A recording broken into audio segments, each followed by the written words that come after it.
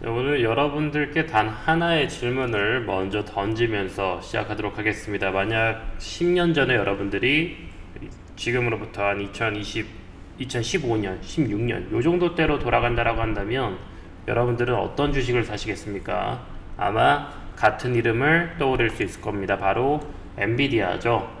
현재 지금 베테랑 투자가가 지금 시장을 진단하기로는 지금의 비트코인은 AI 붐 직전에 엔비디아다 이렇게 지금 표현을 하고 있는데요. 어떤 내용들이 있는지 같이 보도록 하겠습니다.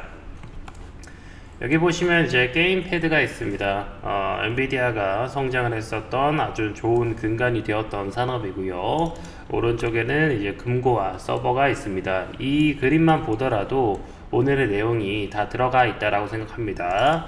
2015년에 엔비디아를 한번 생각을 해보면은 정말 엔비디아는 시총도 정말 작았고 이 당시만 하더라도 엔비디아가 거의 뭐 이제 한국을 용팔이라고도 이제 뭐 이렇게 비하가 좀 되는데 이제 그 용산에 들려가지고 명함을 돌릴 정도로 어려웠던 회사였기도 했죠. 그래서 엔비디아가 이제 당시에 이제 게이머들이 좋아하는 그래픽 카드 뭐 AMD나 이런 것보다도 조금 더 이제 상위 호환이 되는 그런 이미지가 있었죠. 근데 지금의 엔비디아는 대중도 기관도 지금 이 회사가 당시 2025년으로 생각했을 때는 정말 상상할 수 없는 지금은 이제 시총이 5조 달러가 돌파하는 말도 안 되는 지금 AI 제국을 이뤄냈죠. 추가적으로는 이제 쿠다라는 시스템을 구축을 했는데 이 쿠다가 지금 AI 인프라의 거의 90%를 다 잡아먹고 있습니다. 요거를 엔비디아가요, 젠슨 왕이 2006년부터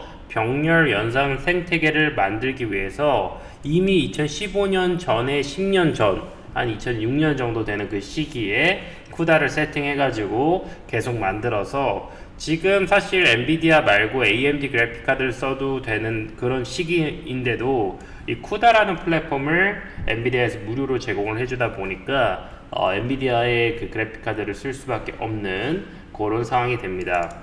당시에 게임 산업이 없었다라고 한다면 지금의 엔비디아는 당연히 이런 개발들을 할 수 없었기 때문에 물론 AI 시대가 맞아서 이렇게 된 것도 있지만 게임 산업 그 뒤로는 또 비트코인 채굴기로서의 그런 또 가치 상승 그러면서 또 이제 돈을 벌어들이고 이런 게 없었다라고 한다면 지금의 AI 붐에 엔비디아가 최강자가 절대 될 수 없을 거라고 생각을 합니다. 지금 현재 2024년 암호화폐 크립토스인을 한번 보시면은 2024년에서 이제 2026년이죠. 이때 뭐 이렇게 지금 좋지 못합니다. 어떻게 보면은 현재는 이제 비트코인 뭐 가격이 얼마냐 뭐 예를 들면은 뭐 지금 뭐 카페 같은 데 가가지고 말트코인 이야기하고 이런 거는 거의 없죠. 이런 상황이고 현재 이런 상황 속에서도 이 인프라는 제대로 깔리고 있는데 특히나 이제 미래 온체인 금융 인프라를 이제 지금 구축이 깔리고 있다. 이거는 이제 거부할 수 없는 미래인데요. 특히나 이제 미국 국채 같은 것도 이제 토크나이즈화되고 또 24시간 결제 시스템, 365일 휴일 없는 결제 시스템, 디지털 증권 인프라 이런 것들이 이제 깔리게 된다라는 거죠. 바로 이제 RWA 시대가 온다라는 겁니다. 이제 부동산도 마찬가지고 주식도 마찬가지고 한 가지를 이제 온전하게 하나 보유하기 쉽지 않은 그런 시대들이 될 거고 비트코인 한 개를 보유를 못하더라도 0.1개나 뭐 0.01개를 보유할 수 있는 것처럼 이제 그런 시기들이 온다라는 거고 결국에는 이런 것들이 AI가 폭발적으로 진행되면서 이런 연산들도 또 해내게 되고 이러면서 크립토스인의 그 중요한 이제 디지털 금융으로서의 역할들이 자리가 잘 잡혀진다면 2015년에 엔비디아가 미리 쿠다라는 플랫폼으로 또 그래픽카드도 게임 산업을 위해서 발전시킨 그런 병렬 시스템처럼 지금은 디지털로 온체인 RWA 요런 이 디지털 금융을 24시간 즉시 결제를 지원하면서 세팅이 되어 가고 있다는 겁니다. 결국 금융의 끝판왕이 크립토스인으로 들어올 수밖에 없다라는 거죠. 이거를 기성금융에서는 그 기술이 없기 때문에 마찬가지입니다. 엔비디아도 이 그래픽 카드에서는 정말 끝판왕이었기 때문에 지금 이 AI 붐의 병렬 네트워크, 병렬 연산을 본인의 기업적인 해자로 가져올 수 있었다라는 거죠. 그래서 이 부분에 따라서 이제 제 의견을 말씀드리는 게 아니라 이제 제프 파크라고 있습니다. 이 제프 파크는요, 1997년 한국의 외환 위기를 또 지냈던 사람이고, 2008년 금융 위기도 이제 그 터졌을 때 당시에 이 모건 스탠리의 그 터지는 날에도 출근을 했던 사람입니다. 그래서 이제 금융 시스템의 붕괴를 두 눈으로 그 목격한 사람인데요. 지금 프로캡 파이낸셜의 CIO로 지금 현재 프로캡은 또 저기 비트코인 트레저리 기업이기도 하죠. 또 비트와이즈 여러분들 잘 아시는 ETF 운용사죠. 코인 쪽에 고문 어드바이저로 있다라는 거죠. 그래서 시스템 붕괴를 목격을 했다라는 거고 새로운 시스템 전환을 예고를 하고 있다라는 겁니다. 현재 가장 답답한 지금이 정말 기회일 수도 있습니다. 여기 지금 세 구간으로 한번 나눠놨는데요. 일론 머스크가 2015년에 자율주행을 설명을 한 적이 있었습니다.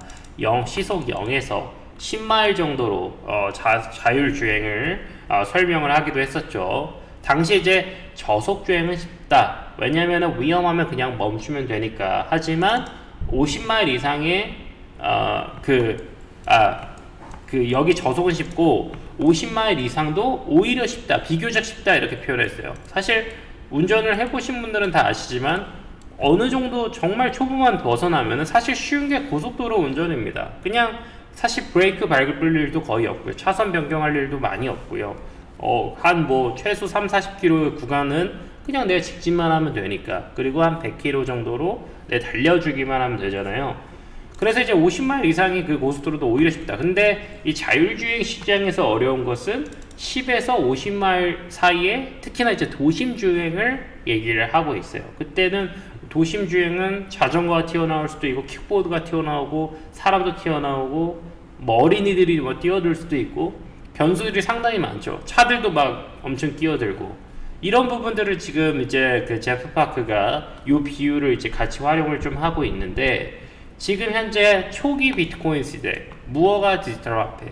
이때는 이제 비트코인을 사고 보관하고 전송하고 요 정도의 그냥 세팅이었죠. 만약에 이제 비트코인을 이제 다른 데서 채택을 안 했으면 이제 종료가 되는 그런 시기였는데 요거는 이제 지났다라는 거는 확실히 이제 공감들을 하실 겁니다. 그리고 이제 고속도로가 열리는 시기들이에요. 온체인 자본시장입니다. 모든 자산이 블록체인 위에서 24시간 거래가 되는 우리가 모두 다 자명하게 받아들일 수 있는 이런 인프라의 가속 구간이다.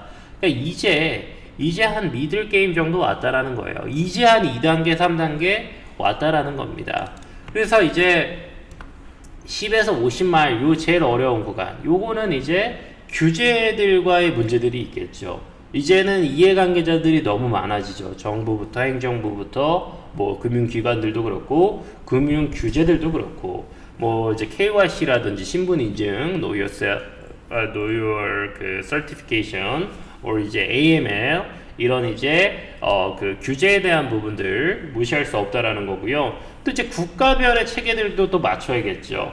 또 은행들마다 또 리스크 모델들이 또 다르기도 하고 또 이제 특히나 국가가 섞이거나 미국 같은 경우에는 이제 주마다 또 세금 문제가 다 달라요. 그래서 이런 기존 그 기득권, 금융권 이런 데들과 정면적으로 좀 충돌하는 그런 순간들이 상당히 많아지는 거죠. 사람 튀어나오고 어린이들 튀어나오는 것처럼 이런 걸 전부 다 커버를 해서 99.9%가 아니라 100%가 돼야지 진짜 이제 이 크립토 씬이 완벽하게 기존 시장도 장악을 하면서 이제 계속 그 다음 레벨로 갈 수 있다라는 거죠. 그래서 지금은 비난이 제일 많을 때입니다. 테슬라도 이제 벌써 자율주행을 한 지가 10년이 넘었는데 얼마나 말이 많았습니까? 실제로 사망사고도 있었고요. 예, 그래서 얼마나 그 기업 자체가 아예 좌초될 수 있는 그런 순간들이 많았겠습니까? 그래도 지금 이제 우리나라에도 이제 풀 셀프 드라이빙이 들어올 정도로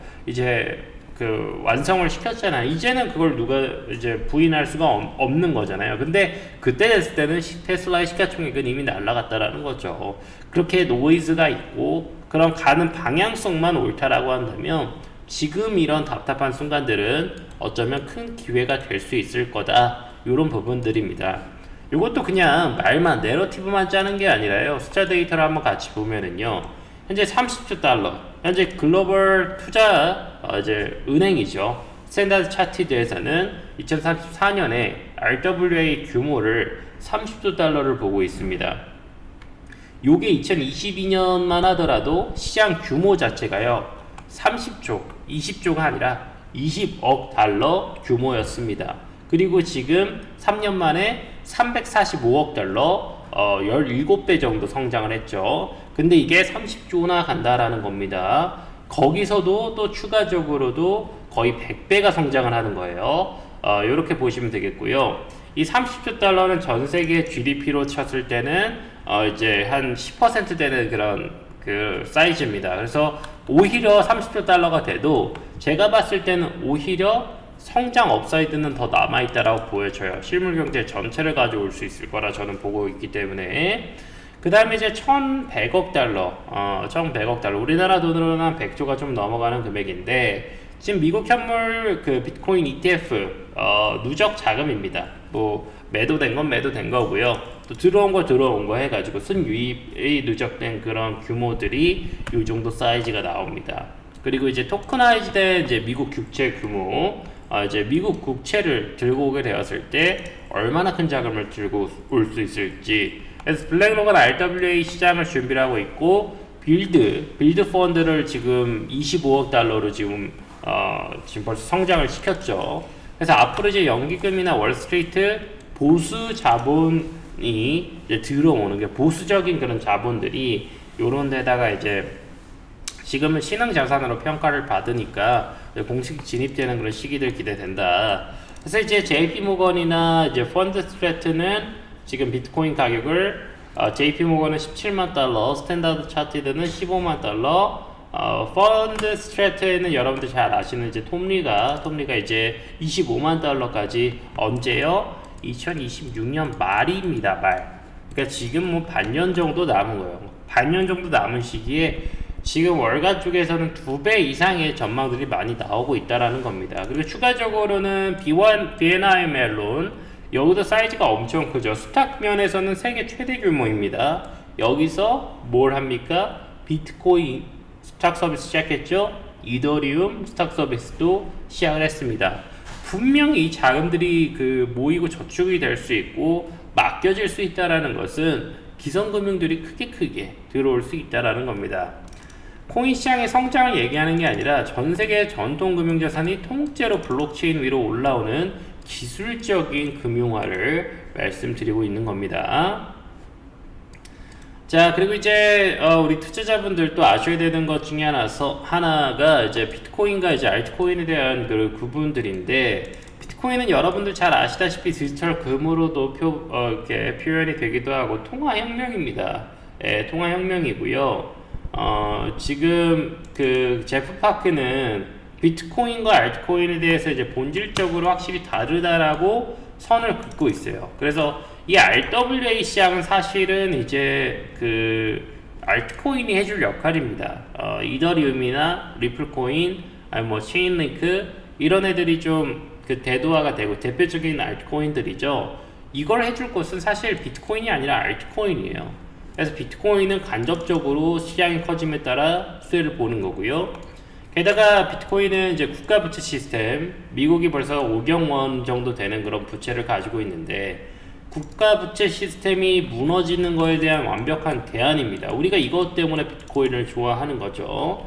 그래서 RWA나 스마트 컨트랙트 이런 부분들, 그래서 기성 금융도 가져오지만 기성 경영이나 문서에 대한 것들도 상당히 많이 가져올 거라 보고 있습니다. 알트코인이. 그리고 결제 네트워크 구축하고 365일 24시간 스마트 컨트랙트, 그리고 결제 네트워크, 투자 모두 다 가능하게 해줄 게 알트코인이다. 하지만 이제 비트코인은 절대적인 희소성을 가진 자산의 공급처. 여기서 돈을 벌어도 서울 아파트를 사고 싶은 것처럼 여기서 돈을 벌어도 결국 비트코인으로 돈이 들어오겠다. 이런 내러티브로 보시면서 이거에 대해서는 뭐 여러분들 뭐 크게 이견은 없으실 거라 봅니다. 하지만 둘의 종착지는 같다. 금융 접근성을 가능한 모든 사람을 위한 공공재로 만들어서 거래량이 터지면 터질수록 이 크립토씬의 가치는 더욱더 올라갈 거라 보고 있습니다.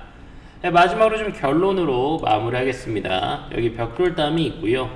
여기 변동은 주지만 우상향을 하는 그래픽이 있습니다. 사실 우상향이라기보다는 하나의 J커브를 타야 됩니다. 우리가 투자로 성공하려면은 어차피 J커브를 먹어야 돼요. 이걸 먹지 않으면 우리가 인생이 바뀌지가 않습니다. 근데 우리가 10년 전으로 돌아가서 우리가 뭐 게임을 좋아하셨던 분들 혹은 비트코인 채굴을 조금 해보셨던 분들, 그때 우리가 투자를 할 수 있었다라고 한다면 엔비디아 투자했겠죠. 그죠? 지금의 엔비디아를 안다라고 하면은요. 근데 엔비디아는 AI 인프라를 그 당시에 깔았고, AI 붐이 오기 전에 AI 인프라를 쿠다라는 시스 플랫폼으로 깔았고, 추가적으로 GPU라는 병렬 연산 시대를 준비를 하고 있었어요. 그냥 AI가 올 거라고 예측을 해서 한 거는 아니다라고 생각하시는 분들이 있겠지만은, 게임과 비트코인 채굴을 위해서 했단 말이에요. 또 그래픽 작업들을 위해서 GPU 개발을. 근데 쿠다라는 시스템을 보면은요, 2006년에 이미 20년 전에 준비를 했다라는 겁니다. 근데 지금 이 RWA 인프라, 이제 기성규명의 토커나이즈화 시대, 요거는 이미 준비가 되고 있는 거예요.